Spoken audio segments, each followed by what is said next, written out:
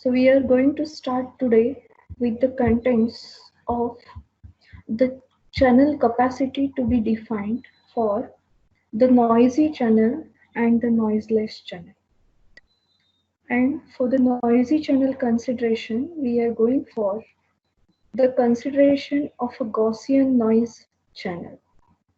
The meaning for Gaussian noise channel is that on the channel, only the type of Gaussian noise is to be introduced, and this Gaussian noise channel is considered to be the ideal channel for any communication system modeling. And this Gaussian channel will be said to be the additive Gaussian noise channel because on the channel this Gaussian type of noise is going to be added continuously, and cumulative effect of that noise is to be observed on the channel. And that's why the channel name is additive white Gaussian noise, which is also short formed as AWGN channel in many of the books which you are going to refer for this subject.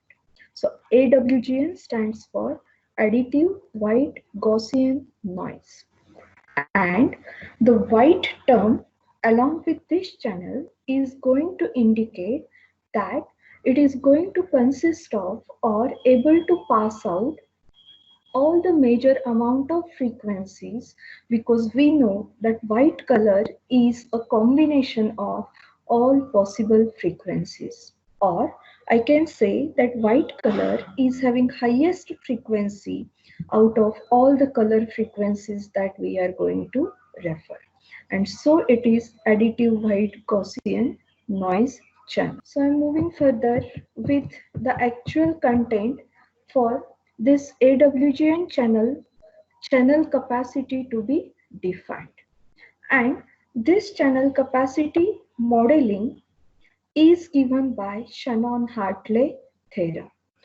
This Shannon-Hartley theorem is going to underscore the fundamental role of the bandwidth and signal to noise ratio in that communication channel.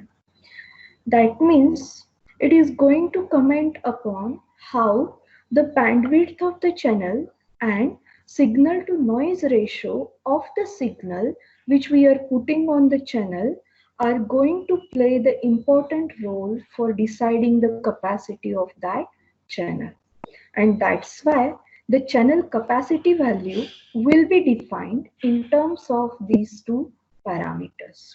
First parameter is nothing but the bandwidth of the signal which we are going to transmit, and the signal to noise ratio for the transmission signal. So here we are going to comment the channel capacity when the increased bandwidth will be seen. For the increased bandwidth of that channel, obviously the decrement in the signal power has to be seen. And this is what the Shannon-Hartley theorem says about. So let's consider the modeling of the AWGN channel. Always for the modeling, we should have the input parameters and the output parameters to be specified. And until now, we have taken the consideration for input parameters, which are the transmitter parameters indicated as capital X, and the output parameters, which are received at the receiver from the channel, will be indicated as Y. But here we are going to consider the noisy channel, and because of that, if you are observing in this equation, when we have written the Y, that is the output parameter, this output parameter is equal to the input parameter plus the amount of noise which has been added over the channel. And so here we are saying that X will be the channel input and N is the additive band limited white Gaussian noise value. And there is one property associated with this Gaussian noise, as it is an ideal noise which we are going to consider, and that property says that always the mean for that Gaussian noise value is 0 and variance to be considered as a sigma square. So with this assumption, for the next derivation, we are moving further. In last lecture, we have seen the channel capacity equation in the form of a symbols, as symbol channel capacity is equal to max of the trans information, which is nothing but the mutual information. And this channel capacity will be given as 1 by 2 log of 1 plus S by N, where this S by N is nothing but the signal to noise ratio at the channel output that we are going to consider, because here we are stating that mutual information is the amount of trans information, and trans information is going to end at the receiver. So we are stating that at the channel output, this is the signal to noise strength for the received signal. And that's why here the channel capacity will be defined with the equation of 1 by 2 log of 1 plus S by N. But we have already commented that with respect to the channel bandwidth also, the channel capacity is going to vary. And how that bandwidth is going to be related for defining the channel capacity, that we have to see over here. And for that, we are assuming the channel bandwidth is fixed with the value of capital B Hertz. And we know with the Nyquist criteria, we have to pass out maximum of twice B samples per second on the channel if my channel bandwidth is of B Hertz. And because of that, if I am putting the basic channel capacity equation to be derived with the channel which is restricted to the bandwidth of B value, it can be given by the rate of generation of the symbols multiplied with the channel capacity in terms of symbols. Now, here the sampling rate according to Nyquist criteria has decided as 2B. So the rate of generation of symbols will be nothing but 2B multiplied with this channel capacity in terms of symbols, what we have written previously. So in this relationship, from this previous equation, we will substitute the value of channel capacity in terms of symbols, which is nothing but 1 by 2 log of 1 plus S by N. And that's why here this denominator 2 and this numerator 2 will get cancelled, and we will left with the equation of B log of 1 plus S by N bits per sample. And that's why the channel capacity for AWGN channel, which is the white Gaussian noise channel, is given by B log to the base 2 1 plus S by N bits per second, where we can see that the channel capacity is directly proportional to the bandwidth of that channel, and also it will be directly proportional to the signal power which is get transmitted over the channel. And this particular equation of channel capacity is said to be the Shannon-Hartley law for defining the channel capacity of the noisy channel. So based on this, in exam, we may find out the numerical problems. So after completing this whole content of the two theorems, we are going for the numerical solution based on mutual information and these two laws to be applied. Now, how this proof has come for the equation of B into log of 1 plus s by n, that derivation part we are moving further. To consider this, we are starting with the assumption that the bandwidth and the noise floor will have the restriction on the rate of information that can be transmitted by the channel. Because already we have stated that this channel capacity will be affected by changing the bandwidth of the channel or the transmitted signal power value for the signal which we are putting on the channel. And that's why we are assuming now that the signal is always mixed with the noise, and the amplitude of the signal will be recognized only within the root mean square noise voltage value. Because here your noises which occurring in digital processes will be either positive or negative as per the quantization process and quantization levels we have applied. And that's why we have to consider here the root mean square values for the noise voltage to be decided. Let's assume that the signal power is indicated with capital S and noise power will be indicated with capital N. So obviously, if I have to calculate now the RMS value for the received signal, which is combination of both transmitted as well as the noise component signal values, its RMS value will be given by under root S plus N, while the RMS value for the noise signal will be given by under root N. And that's why if now for such like received signal, the number of distinct level I have to calculate, then that will be given by capital M, because we know number of symbols we are indicating with capital M, and this capital M will be given by the ratio of RMS values of received signal to the noise signal. RMS values of received signal to the noise signal, and that will be giving out the final equation of under root 1 plus s by n.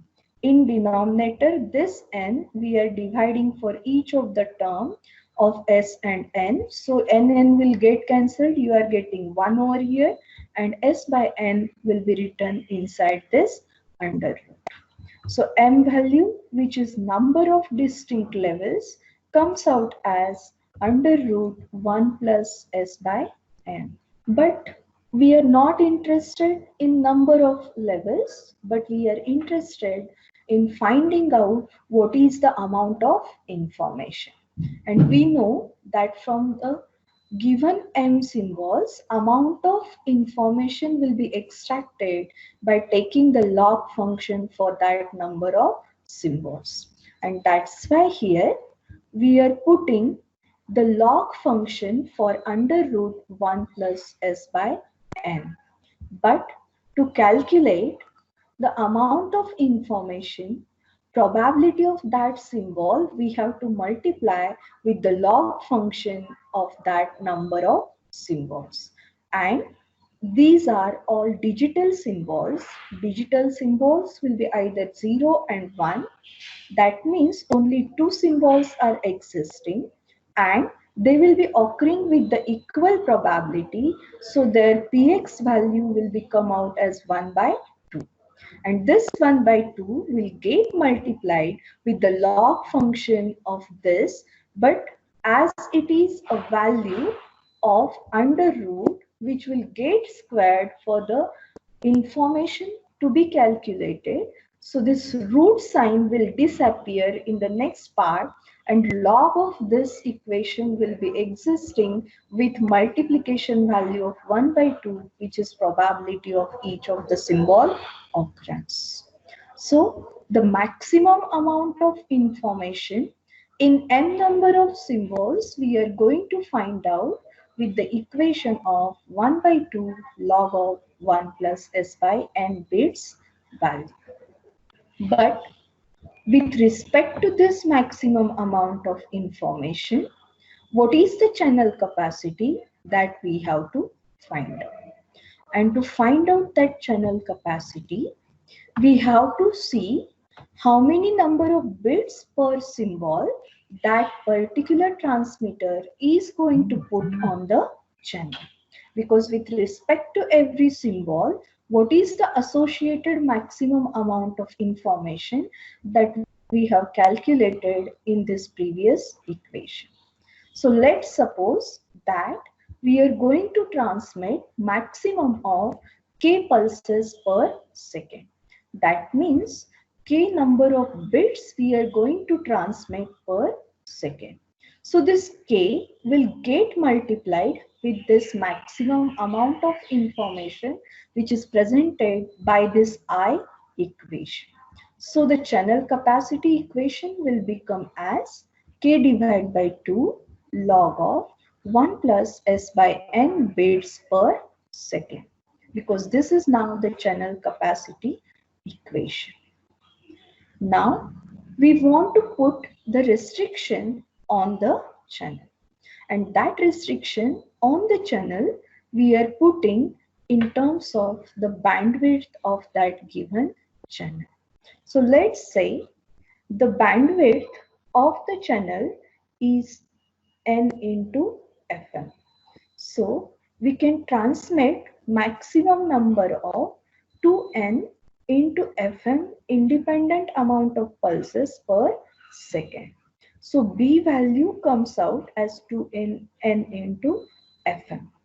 And this 2n into Fm we are putting as B, which is nothing but the restricted bandwidth value. So the final equation will comes out as B log to the base 2 for 1 plus s by n bits per second. So here we can see that bandwidth and the signal power can be exchanged, as they are the parameters which are proportionally going to affect for this channel capacity. So we can say here that these two parameters can exchange for one another, because channel capacity is directly proportional with respect to these two parameters. In this case, we have seen that every channel is having possibility of transmitting m number of different elements which have got generated from the source. And these sources we have stated that these are the discrete memoryless sources. That means at every instant what symbol is to be generated by the source is not dependent on the previous symbol that it has got generated. And that's why those are said to be the discrete memoryless sources. But these discrete memoryless sources are always generating the binary sequence or binary symbol sequence. These binary symbol sequence we are calling as binary code word also. And this rate of generation of the binary code word is said to be the source coding from the given channel. And the device which is going to perform this conversion from the binary symbols to the binary code words is called as source encoder. So the objective of the source coding is nothing but it is going to minimize the average bit rate which is required for the representation of the source by reducing the redundancy of the information source. That means it is mainly going to convert the given binary number of symbol sequences into the binary code word, but while it is converting that into the binary code word, the maximum possible repetition of the information it is going to reduce out. So we are saying that redundancy from the information source is going to be removed with the help of the source coding technique. So let's see the terms which are associated with the source coding technique. The first term is the code word length. So code word length is going to tell us about how many number of binary digits are existing in a code word for a single message. So let's say X is the discrete memoryless source with the finite entropy of Hx, and this discrete memoryless source is going to generate the alphabets as x1 up to xn. But we know that for every alphabet or every symbol to be generated by the source, the individual probability is associated with it, and that individual probability will be indicated with P of xi, where your I subscript is going to change from 1 to m. So for every xi, we will have a binary code word which is associated. And every code word, as we have seen in Huffman coding and Shannon coding, either they will be of same sizes or they will be of different variable length. And that's why for every code word, the length is to be indicated with the parameter of ni. So ni will indicate the number of bits included into the code word of ith symbol, into the code word of the ith symbol. The next parameter associated with the source coding is average code word length. Previously, just we have seen code word length, which is indicated with ni. Now, the next parameter is the average code word length. And average code word length will be indicated with capital L. So, average code word length is obviously associated with the length of each of the code word and the probability of occurrence of that particular symbol. And to calculate the average code word length, we are integrating the multiplication factor of probability of each symbol occurrence with the length of each symbol value, and that will be integrated for all possible number of symbols which are generated by that discrete memoryless source. So the equation for average code word length is given by integration from I equal to 1 to m p of xi into ni, where p of xi is the probability of said xith symbol and ni is the length of the code word for the xi symbol. So here this L parameter is going to represent the average number of bits per source symbol which are used in source coding process. Then I will move further with the next two parameters associated with this source coding. So the next parameter is coding efficiency, and coding efficiency will be represented with the eta factor. So eta is nothing but the ratio of minimum code word length to the code word length. Because we have seen in the Hoffman coding that for each of the symbol, the length of the code word is going to vary. And if coding efficiency I have to calculate, I have to look for what is the minimum length of the code word in the obtained code word values by the process of Hoffman coding, and I have to divide that with the length of the code, which is the ideal code value provided in the numerical. So coding efficiency will be always approaching towards the unity. So if I'm having the coding efficiency as a unity by this ratio calculation, I can say that source coding is 100% efficient. Source coding is 100% efficient. But always this eta values is going to lie in between 0 to 1. And based on that, the percentage value of efficiency for the coding that we are going to comment. If we multiply this equation by 100, in terms of percentage, we will find out our answer for the coding efficiency.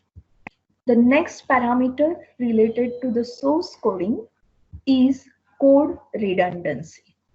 So code redundancy is obtained as a gamma value which is given by 1 minus coding efficiency. So in the numericals, when we will go further, if in a source coding problem, up to these parameter calculation, your numerical has been asked, then the numerical will be for 12 marks. Otherwise, only if the coding has been asked, those numericals will be up to 8 to 10 marks only.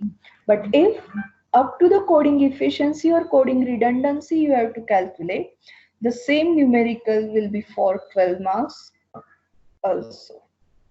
So the source coding theorem now will be the next part what we have to see.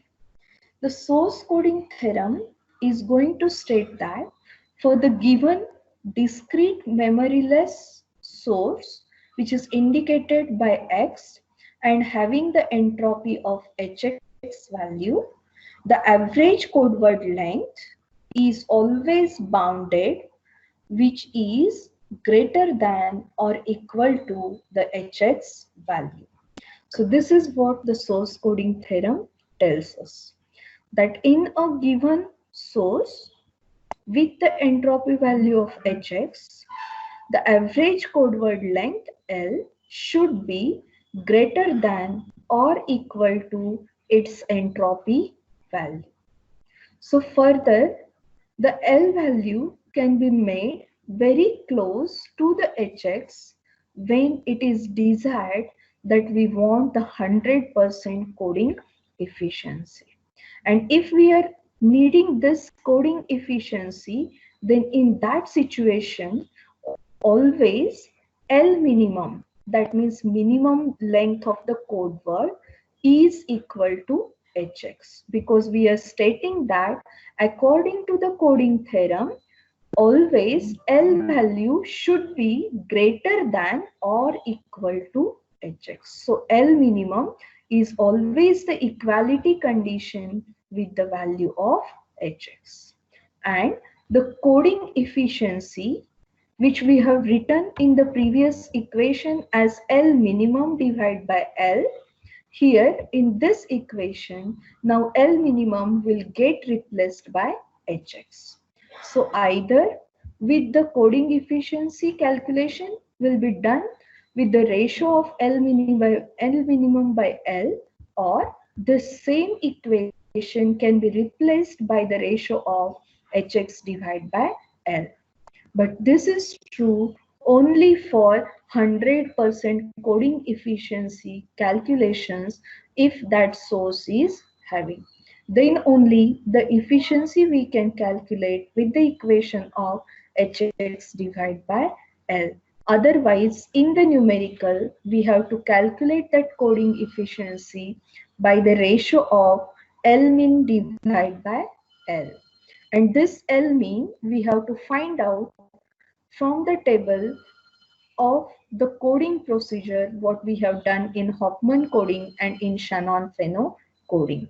Because as a part of last column, for those tables, we have mentioned there the length of each code.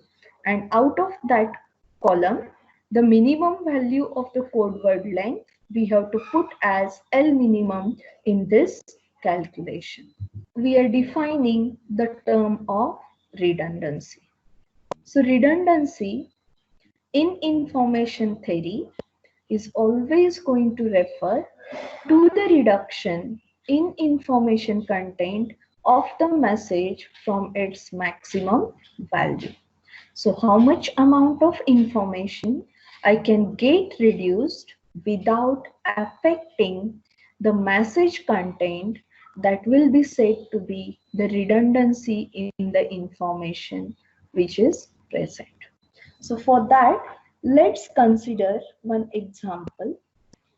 We are saying that in our English literature we are having 26 alphabets, and if we are assuming that each alphabet is going to occur with equally likely probability, then with each of that alphabet the probability associated will be given by 1 by 26. And that's why if I have to calculate the information content associated with 26 number of letters, that will be given by log of probability of this xi symbols. And that's why we will write that as log of, here it will be 1 by px, but px itself is 1 by 26, so in numerator we are going to see this 26, and that logarithmic function we have to calculate with base 2. So after calculating the natural logarithm by calci, we have to multiply that parameter with 3.32, and finally we will find out the answer as 4.7 bits per letter. So which is going to tell us about the information content associated with each of the individual alphabet of English literature. Now, in this letter, as they are occurring with the equal probability, is not always true when we are forming the words or when we are forming the statements. And that's why here the condition of equally likely probability will not be true.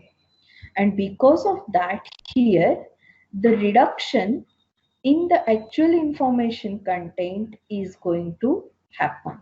But always the maximum value of the information content is going to lie with the equally likely probabilities, and that we have calculated as 4.7 bits per symbol.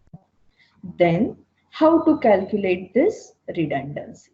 So this redundancy calculation, we have said that it is to be calculated as 1 minus efficiency, but in terms of entropy, if I have to mention that, always that redundancy is related with the conditional entropy at the receiver to the initial entropy at the transmitter, because on the channel, due to the error occurrence, this information content is going to vary. And at the receiver, with respect to the transmitted amount, what information change has happened, that will be conveyed only with the conditional entropy check. So at the receiver, we have to go for conditional entropy calculation as h of y by x. And at the transmitter, the actual entropy we can see as h of x, which is associated with all possible transmitted symbol. So the redundancy in terms of entropies can be expressed as minus of h of y by x, which is a conditional entropy at the receiver, divided by h of x, which is a transmitted entropy. Friends, is it clear? Because already in case of the channel capacities, when we have gone for the noiseless channels, there this redundancy we have derived. The next theorem which we are going for is said to be the Shannon-Hartley theorem. And this Shannon-Hartley theorem is always present for the noiseless channels. Because just we have seen the equation for Gaussian noisy channel, which was related to the bandwidth and signal to noise ratio of that channel, which is going to transmit the signal. Now we are going for the Shannon-Hartley theorem proof. And to start with the proof of that, we are considering that X, capital A and Y are going to represent the samples for XT signal, AT signal and YT signal. So here XT refers to the transmitted signal, AT refers to the channel signal, or on the channel what signal is existing, that will be referred as AT, and actually received signal will be indicated with YT. And in this process, we are considering that our channel is band limited with capital B Hertz. So XT and AT will also now become band limited with the value of capital B, because we have to transmit that XT signal on the channel which is itself band limited to capital B. And that's why again ultimately the YT signal also will become band limited to this capital B.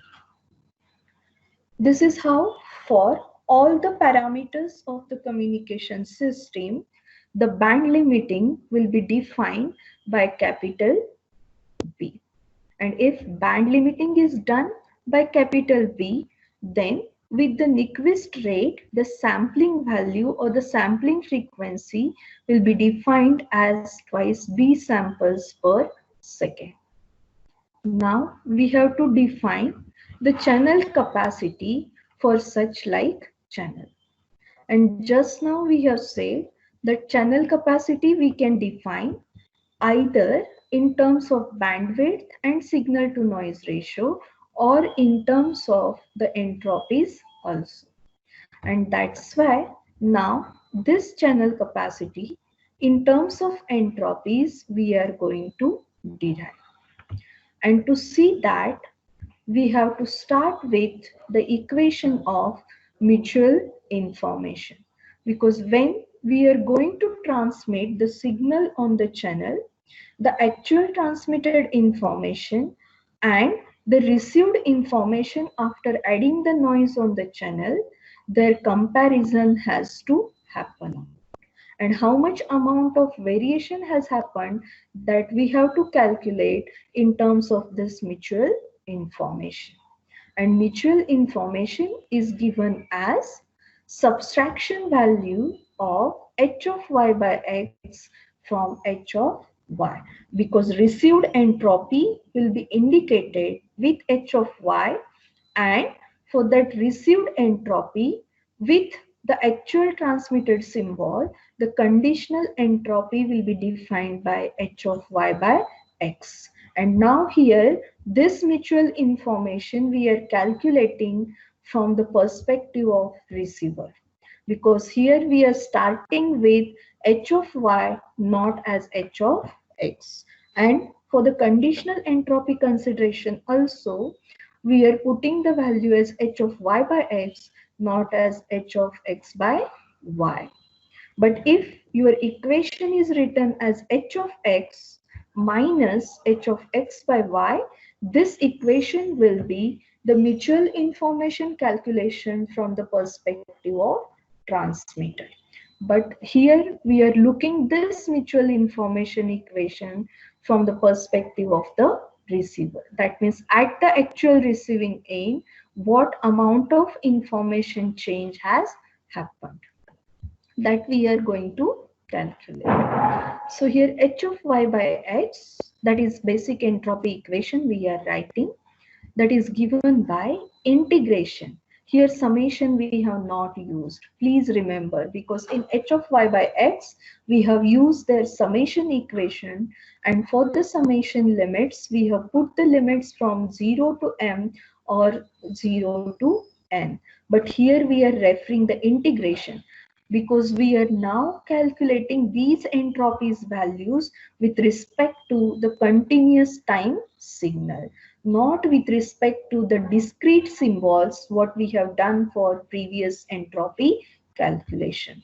So please remember this change, as instead of summation here, integration operation we are going to do, because in previous cases entropy we have calculated with respect to every individual discrete symbols, while here this entropy calculation we are carrying forward with respect to this continuous time signals as xt, yt or at, and that's why here summation signs will be replaced by integration parameter, and as their signal their limits also will go on changing from minus infinity to plus infinity to indicate that they are continuous time domain signals.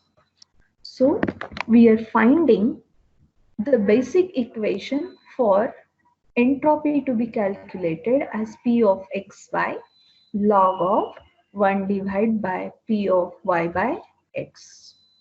Now, what we are going to do is we are going to put this joint probability to be mentioned in terms of conditional probability multiplied with the marginal probability.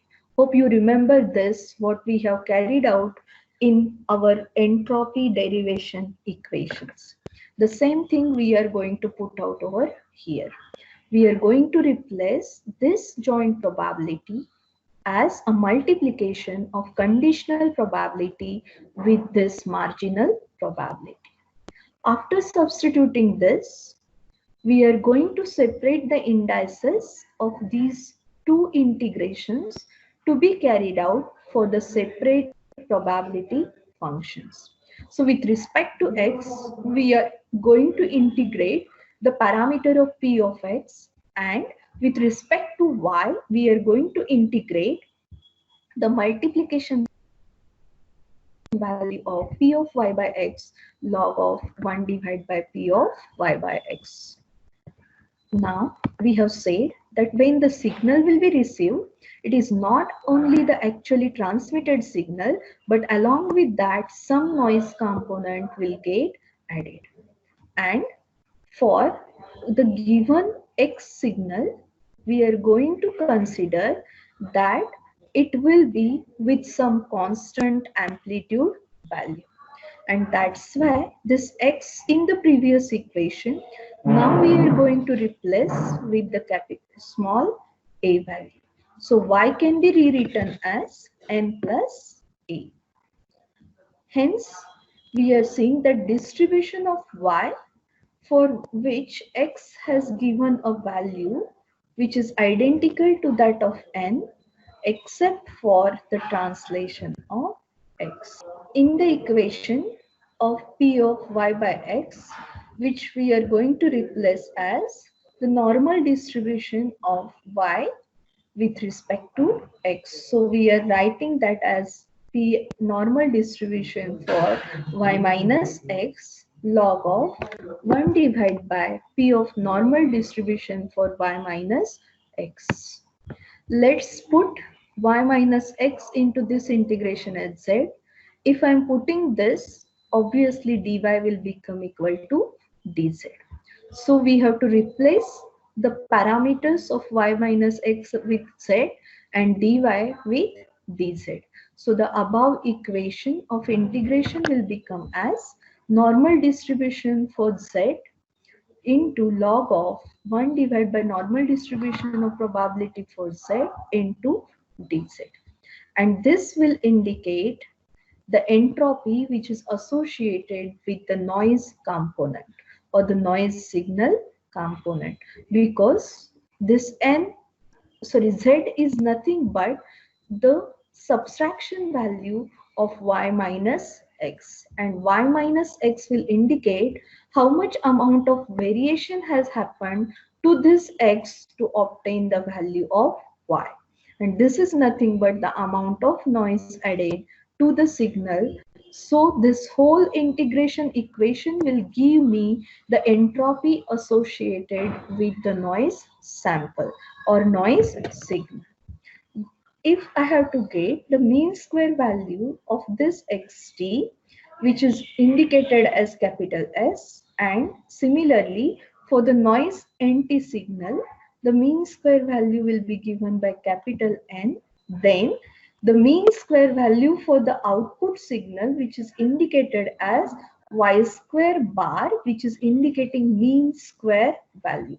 Bar indicates mean value and y square is nothing but squared value of that y. So it is y square bar, which is indicating mean square value, is given as s plus n, where s is mean square value for xt signal and n is mean square value for the noise signal. In that case, the channel capacity, if we are putting that channel capacity is always maximum of the mutual information, and mutual information we have written in terms of receiver as hy minus h of y by x. Here h of y by x is nothing but the amount of variation which is seen at the receiver with respect to transmitter, and that will be nothing but the entropy associated with the noise. So this h of y by x is to be replaced by h of n in this basic equation. Just now we have seen how this comes as h of n. So hy will be the maximum when y is Gaussian, and the maximum value of h of y will be nothing but fm into log of 2 pi e sigma square, where this fm will be the band limited frequency for the received signal. Sigma square will indicate the mean square value for that received signal, and this sigma square will be nothing but s plus n. And so here the equation of h of y max will be written as b, which is the restricted bandwidth for the channel, log 2 pi e. Sigma square will be replaced by s plus n into this equation, and we know that hn value will be keeping as maximum only if this s value will be 0. And because of that, this max of hn will occur as b log of 2 pi e into this n, as your this s parameter will become equal to 0. The channel capacity will be now obtained by putting these two parameters into the basic equation of max of hy minus max of hn. So max of hy we have obtained with the equation of b log of 2 pi e s plus n, while max of hn we have obtained over here as b log of 2 pi e n. In this case, we can take b common and the log function also common. Inside the bracket, what is remaining now? It is 2 pi e s plus n minus 2 pi e n. But for log functions, to return that as a log a minus log b, I can write down that as log of a divided by b. So with this rule, we have written the log function outside the bracket, and in bracket it will be 2 pi e s plus n divided by 2 pi e n. Now again 2 pi e from numerator and denominator will get cancelled. In numerator s plus n will be remaining, and in denominator n is remaining. That I can rewrite as 1 plus s by n. So this is what the derivation for the Shannon-Hartley theorem for channel capacity, which is given over here with these two slides. Whether the derivation is clear, friends? Last part is for Gaussian source, and this Gaussian source, as I have mentioned, it will be always having the mean value as a 0 and variance indicated with sigma square. And the x will be denoting the value of sample which is generated by such like sources. And y will denote here the quantized version of x, which will permitting the finite representation of it. So if I have to calculate the amount of distortion which is going to happen when that is quantized as a y for the x permitted symbol, that distortion will be calculated as x minus y, because quantization error we are calculating as original symbol value minus the quantized symbol value.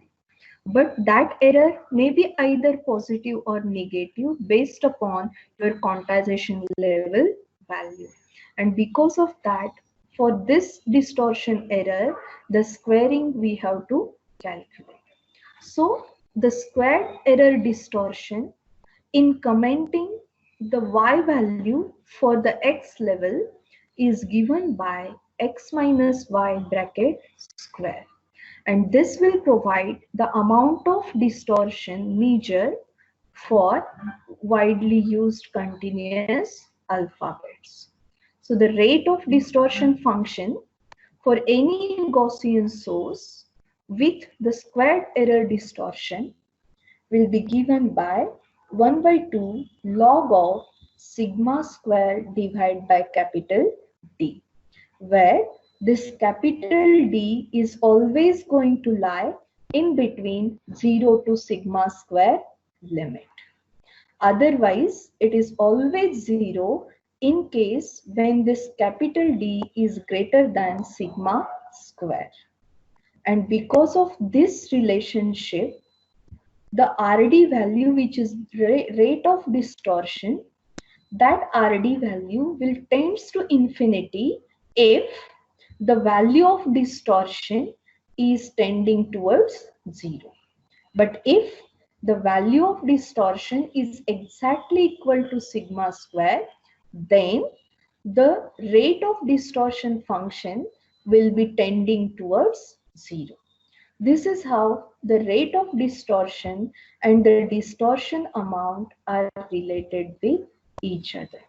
That means as there is logarithmic relationship between them, so if D is having the value tending towards 0, RD will tend towards infinity, and if D is tending towards sigma square, RD will tend towards the 0.